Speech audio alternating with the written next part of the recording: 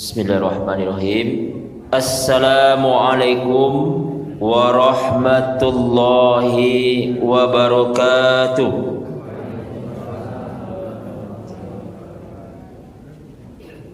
Alhamdulillahilladzi ahyana ba'dama amatana wa ilaihin nusyur. Asyhadu an la ilaha illallah wahdahu la syarikalah wa ashhadu anna Muhammadan abduhu wa rasuluh la nabiyya ba'da. Wa qala Allah ta'ala fil Qur'anil Karim, a'udzu billahi minasy syaithanir rajim. Bismillahirrahmanirrahim. Ya ayyuhalladzina amanu taqullaha wal tanzur nafsum ma qaddamat lighad wattaqullaha innallaha khabirum bima ta'malun. Shadaqallahul azim. Bapak-bapak dan ibu-ibu jemaah subuh yang dimuliakan Allah Subhanahu wa taala, bersyukur kita kepada Allah Subhanahu wa taala. Alhamdulillah kita masih diberikan oleh Allah nikmat sehat, nikmat hidayah iman, sehingga kita dapat melangkahkan kaki, mengayunkan tangan menuju rumah Allah, Masjid Nurul Ihsan yang kita cintai ini, dalam rangka kita berubudiyah, melaksanakan salat subuh secara berjemaah. Kemudian selawat dan salam kita sampaikan kepada junjungan Nabi kita, yaitunya Nabi Muhammad sallallahu alaihi wasallam. Allahumma salli ala Muhammad wa ala ali Muhammad. Bapak dan ibu jemaah subuh yang dimuliakan Allah, tema kuliah subuh kita pada hari ini adalah ketek taraja-raja gadang tabau-bau tuwo taubah tiad tido. Jadi ini judul yang disampaikan amanahkan oleh pengurus kepada kita. Bapak dan ibu jemaah yang dimuliakan Allah, semestinya pendidikan itu dimulai semenjak dari kecil. Kalaulah tabiaso dari ketek, maka mangkonyo sampainya lah tua nanti itu tidak akan terubah lagi. Makanya setiap anak itu yang dilahirkan, kullu nafsin dha'iqatul maut, kullu mauludin yuladu alal fitrah fa abawahu aw yuhawidanihi aw yumajjisanihi aw yunassiranihi, bahwa setiap anak yang dilahirkan itu adalah dalam keadaan bersih, dalam keadaan suci, maka kedua orang tuanya lah yang akan membawa perilakunya, perangainya menjadi Yahudi, Nasrani dan Majusi. Makanya setiap anak yang dilahirkan itu, kalau anaknya laki-laki itu diazankan, anak yang perempuan diiqamahkan. Makanya pas lahir anak bayi laki-laki apa ibu, itu makanya perlu diawak diagi pendidikan yang namanya akidah, pendidikan akidah. Lahir anak diazankan, anak laki-laki lahir diazankan. Lalu kemudian kalau anak yang padusi diiqamahkan. Inilah dari awal lahirnya anak itu sudah diajarkan tentang pendidikan tauhid. Makanya anak itu nanti ketika semenjak kecil itu orang tua sering-sering membaca Al-Quran bagi anak itu. Makanya kalau anak diajar dari ketek untuk mengajar untuk tentang kalimat-kalimat tauhid la ilaha illallah, orang tua juga sering membaca Al-Quran. nak masuk ke dalam tengok itu kerana adanya Allah.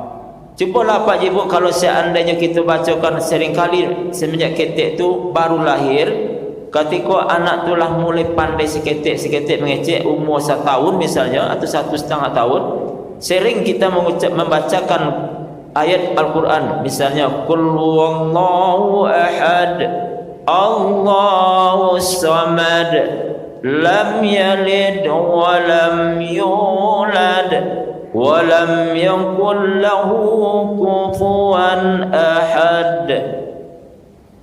Kalau acok-acok dibacakan kanak semenjak dia kecil usia balita, makanya beko ketika anak tu dah sampai 1,5 tahun 2 tahun takkan narinya apa yang dibacakan dek orang tuanya.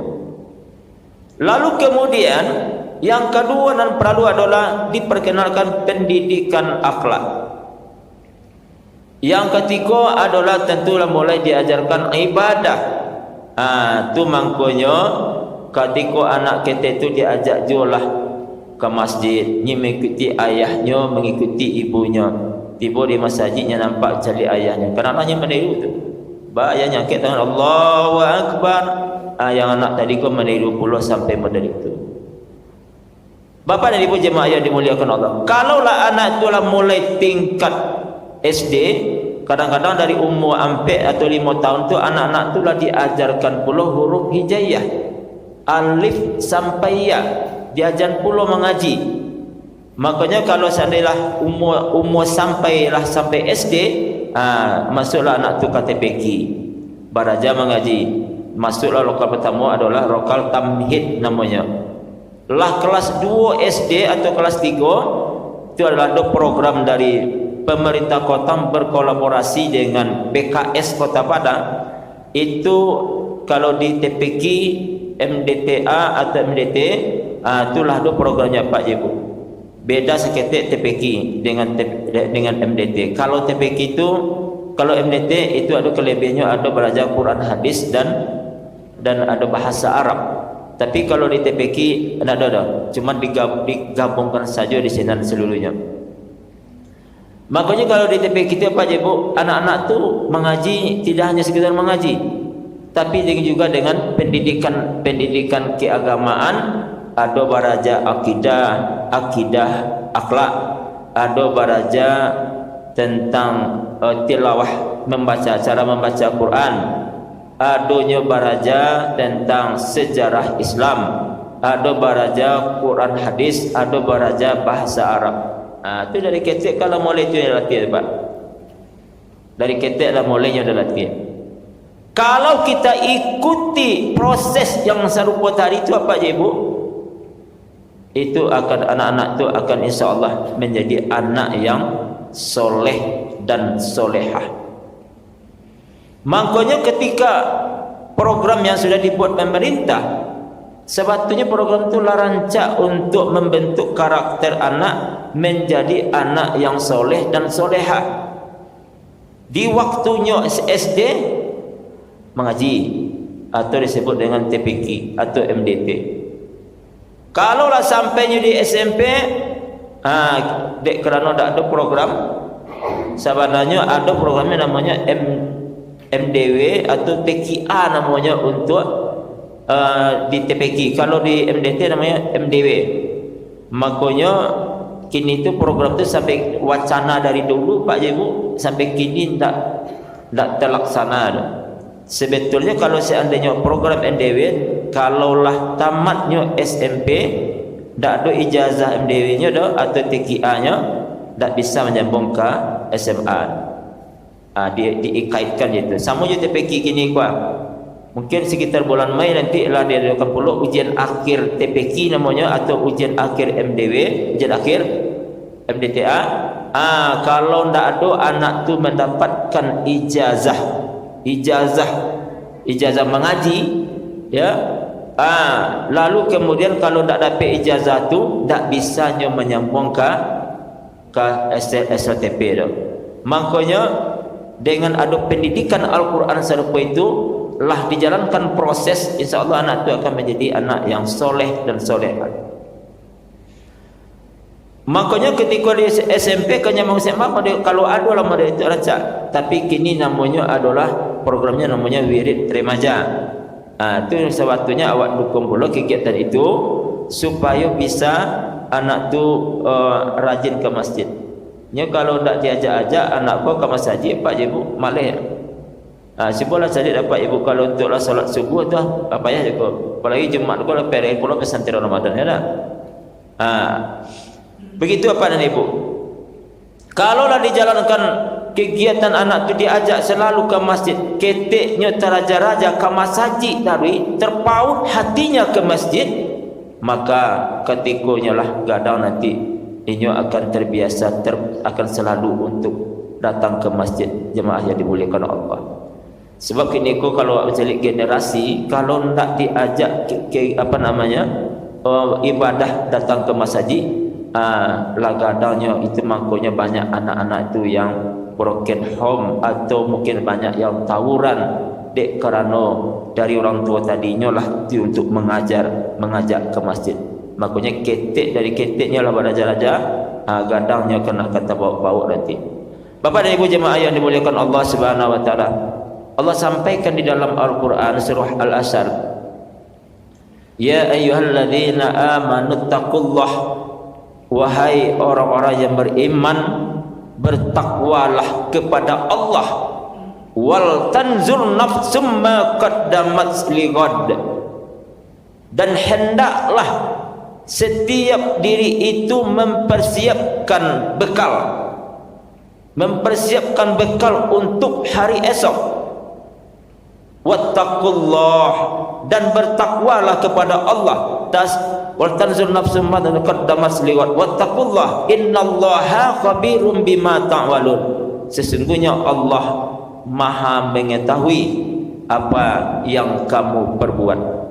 Yang akan kita bawa nanti bapak dan ibu, ya, yang akan kita bawa nanti ke alam ke hadapan Allah Subhanahu wa taala adalah amal ibadah, adalah ibadah yang kita lakukan yang senantiasa kita bertakwa kepada Allah Subhanahu wa taala. Ketikanya nanti di saat sakratul maut yang akan dipacalian di Allah adalah amal ibadah. Kalau seandainya selamanya tidak melakukan ibadah kepada Allah, puasa indah, sembahyang tarawih indah, solat 5 waktu indah, ketika ditanya oleh malaikat nanti di alam kubur, di saat sakratul maut sajalah dicalian di Allah. Ketika lah sampai di alam kubur, itu juga ditanya balik, ma rabbuka, siapa Tuhan engkau? Kemudian kalau tidak seringnya melaksanakan ibadah kepada Allah, tidak solatnya 5 waktu dah, tidak puasanya dah, apa nan akan dibawa bekal nanti. Makanya dari ketek-ketek itu anak-anak dibawa sampainya ke dewasa. Wa ma khalaqatul jinna wal insa illa liya'budun. Tidaklah aku ciptakan jin dan manusia hanyalah untuk menghambakan diri kepada Allah. Tak pula sampai di sini doa pak ibu, sampai nanti lah kiamat dunia ko, lah hancur bumi, hancur langit, kemudian nanti dikumpulkan mati semua manusia, kemudian dihidupkan kembali, kemudian dikumpulkan di padang mahsyar, dan ke dibawa apa? Amal ibadah. Kan rasanya sia-sia kalau tidak dari kini diajak anak-anak tu untuk melaksanakan kegiatan keagamaan. Bersyukur bana awak sebenarnya Pak Ibu ada kegiatan pesantren Ramadan yang dilaksanakan dari tanggal 25 sampai tanggal 8 April, lebih kurang 25 hari. Bersyukur awak sebenarnya. Tak ada nak komisi masjid kalau tak dari anak-anak. Kadang-kadang tak lo nama pengurus memakak anak-anak kau je, tapi pihak sekolah nak ada Pak Ibu. Tapi kita pihak Ambon Sinan ada orang mengecek pada itu. Rami anak-anak memakak senyum. Itu yang mana namanya anak-anak lah kan namanya itu memakak. Makanya pak caranya awak yang marah. Jadi sabik pula beko. Awak nak siap nak sanu. Iya sama jambak awak. Sehingga dah tersabik pula orang tuanya. Ala berang orang tuanya. Makanya kalau ada kegiatan pesantren Ramadan, itu sebaik-baiknya adalah satu kegiatan yang bisa kita dukung, yang akan membangun masjid ini nantinya. yang akan meramaikan masjid ini, yang akan memakmurkan masjid ini. Nanti yang akan dibuat bekal nanti di yaumil akhir. Lalu kemudian ketika manusia lah dikumpulkan Allah di padang mahsyar, makanya nanti di situ tu tidak bisa bergerak, semuanya akan ditanyai oleh Allah. Setiap individu, setiap seseorang akan ditanyai oleh Allah Subhanahu wa taala. Makanya tidak bisalah bergerak seseorang sebelum dia ditanya. Maka dalam hadis dikatakan, la tazulu qaddama abdillahi yaumal qiyamah hatta yus'ala arba'.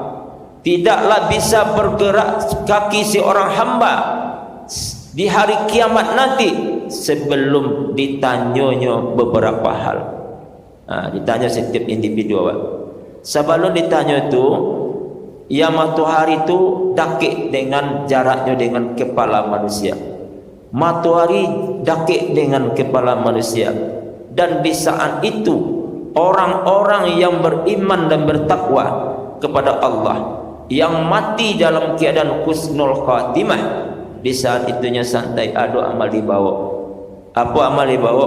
Amal puasa, amal ibadah salat tarawih, amal salat 5 waktu, amal membaca Al-Quran. Makanya dakik mana matahari tak terasa anginnya. Salah satu nanti orang yang mendapatkan perlindungan Allah di hari kiamat ketika dikumpulkan di padang mahsyar adalah orang-orang yang terpaut hatinya ke masjid. Serupa apa je ibu kini Pak.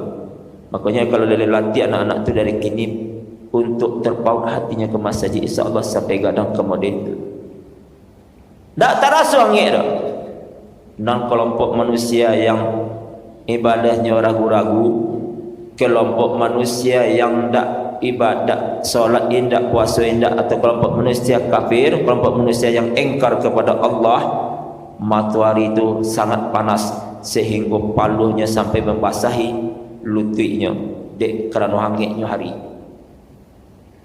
Apa yang ditunggu-tunggu ketika itu apa ya ibu? Ketika ditunggu-tunggu ketika itu adalah hisab. Hisab itu lama dikumpulkan manusia di padang mahsyar, sehingga adalah kelompok manusia yang engkar kepada Allah, yang lamanya nyasanya dahulu selama di dunia indak melaksanakan ibadah kepada Allah. Kelompok manusia itulah yang berdoa kepada Allah, ya Allah tak taluk angitnya matahari dia. Oleh karena itu ya Allah, mohonlah segera dilakukan hisab kepada kami. Lalu Allah pun tidak mengabulkan doanya. Lah ditunggu-tunggu, lah dinanti-nanti. Tak dia datang hisab tadi dari Allah. Lalu kemudian setelah itu kelompok manusia itu menghadap kepada manusia pertama, yaitu kepada Adam alaihissalam. Lah ada skenario nya Pak. Awak tinggal melalui selenya. Lah jalan semuanya dalam Al-Quran, lah dijalin pula di dalam hadis tentang bagaimana mulai semenjak manusia di bumi ini diciptakan, manusia dijadikan Allah, makhluk Allah, lalu kemudian sampai nanti hari kiamat ada surga dan neraka. Lah jalan seluruh tinggal melalui sewa. Jadi warugilah orang-orang yang mau beribadah kepada Allah Subhanahu wa taala. Kelompok manusia tadi menghadap dia kepada Nabi Adam alaihissalam. Apa yang didoakan kepada, apa yang disampaikan kepada Adam? Wahai Adam, mohon segera doakan kepada Allah agar hisab ini cepat dilakukan. Makanya ketika itu Nabi Adam menjawab, wahai saudara-saudaraku, ambo nak sanggup untuk berdoa kepada Allah dah. Dek kerana apa?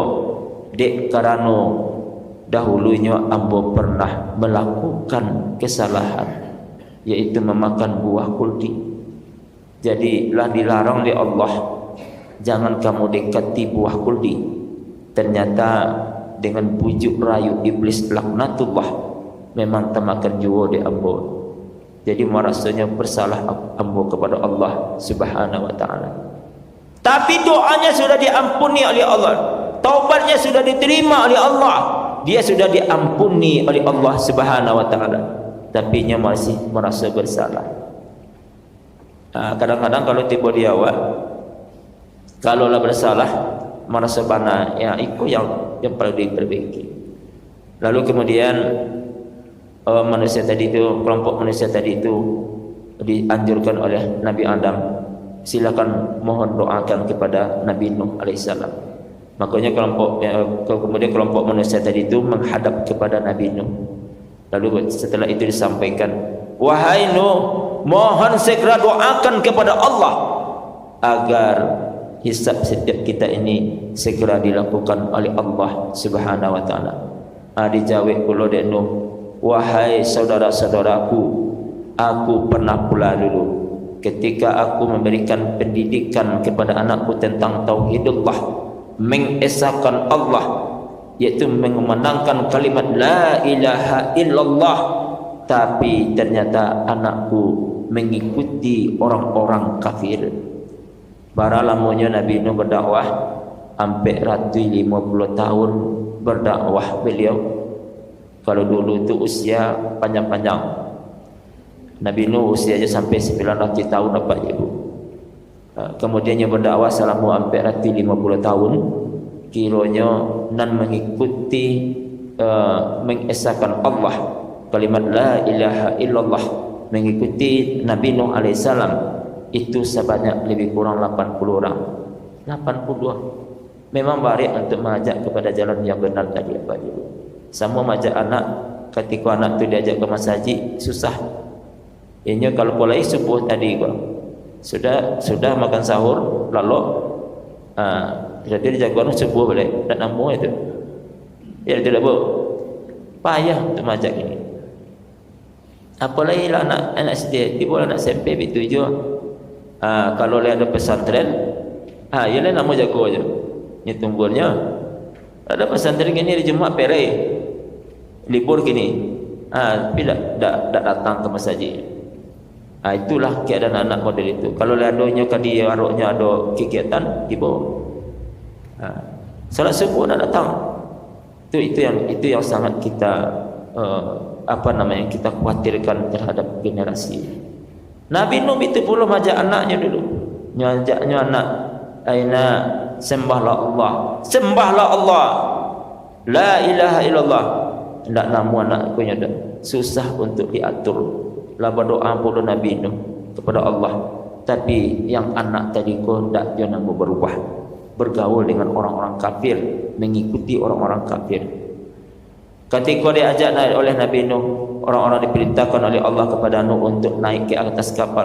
Allah akan menghancurkan manusia yang engkar kepada Allah. Jadi setiap Nabi itu hanya manusia yang engkar itu apa ibu? Memang dihancurkan oleh Allah. Yang nak dihancurkan oleh Allah kalau sudah berbuat kemungkaran adalah umat Nabi Muhammad. Apa sampai kiamat begitu. Umat Nabi Lut terkenal dengan orang-orang yang melakukan perbuatan maksiat, homoseksual, lesbi. Disampaikan dek Nabi Lut dak nama berubah, diperintahkan oleh Allah untuk meninggalkan negeri itu, negeri Sodom. Setelah diperintahkan hanya berjarak berbulan-bulan cuma. Tak ada sulang Allah ada. Bahkan isteri Nabi Lut juga ikut kepada orang-orang yang melakukan perbuatan maksiat itu. Diperintahkanlah oleh Allah kemudian tinggalkan negeri itu. Ya, dalam sekejap dalam Nabi Lut lah jauh dari negeri itu dihancurkan oleh Allah. Tiba ketika naubat Nabi Nuh selepas itu pula lah diperintahkan oleh Allah, wahai Nuh, ajaklah orang-orang yang beriman kepadaku untuk naik ke atas kapal yang dibuat oleh Nabi Nuh. Lah diperintahkan oleh Allah untuk membuat membuat kapal itu, kemudian diperintahkan orang-orang yang beriman naik ke sana. Diajaklah anak tadi itu, wahai anakku, ya bunayya, capeklah naik ke kapal nak, supaya awak kau bisa diselamatkan oleh Allah. Anak kecil jawab anak tadi ko, anak nama daju, hendak dah ya, tak usahlah ya, ayah saya naik ke sinan. Kok kadang ayah beko, awak lari saya kata bukit tu ya. Ayah saya ni, indak nak kasih kul nak naiklah ke atas kapal nak. Indak ayah. Kiranya anak ku Imam Muhammad Daya, ayah datang Magadang, anak ku lari ke bukit, tapi pun walaupun tingginya bukit gunung, ayah sampai ke sini. Akhirnya anaknya ikut tenggelam dengan orang-orang yang kafir. Jadi awak ku, kalau awak kamu ini anak, rasanya memang tetap kita bermohon kepada Allah. Mada anak awak, doa awak ke Allah. Dia ajak, dibujuk dia. Jangan sampai terlalu diberangi panas, sampai wak malaikat kayu segala macam itu kan, sampai berbirik-birik badannya.